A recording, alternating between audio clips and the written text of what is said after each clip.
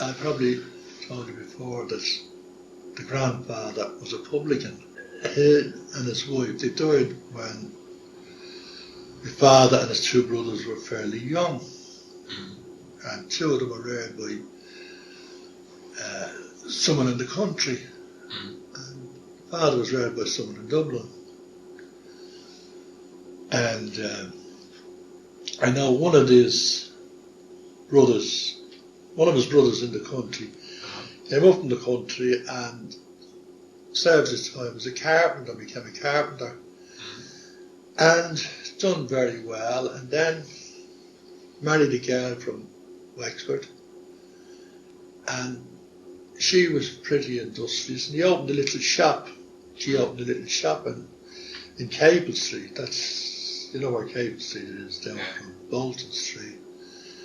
Opened a small shop, and they were married around the same time as my father and mother were. But from the shop, they progressed, and the uncle decided to buy a shop on O'Connell Street. A fairly big shop on O'Connell Street.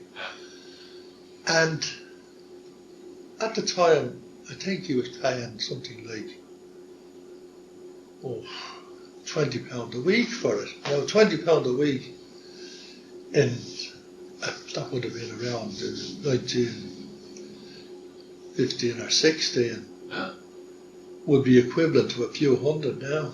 Yeah. You know? So they done very well in it. And within about 20 years, he dabbled in the stock exchange and became very wealthy. What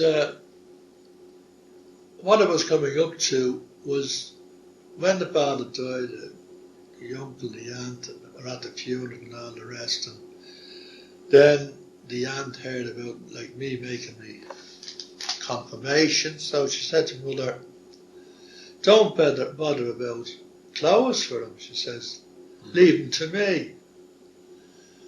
So mother said fair enough, she was delighted with that. So after the father died, I kind of went to live with them. Well, I didn't actually. I went up sometimes after school. Now, I was about 13 at this, 12 to 13. But at weekends, I spent the weekends up with them, and had a marvellous time. My time used to drive. They had a fairly big family, but there was one around my age, and there was a younger girl, two younger girls. But anyway, this big fruit shop they had down on O'Connell Street, when we go down and go out the back to play, huge big stores at the back of it, and there was every kind of fruit you could name. Well, I need to say, when I was let loose there,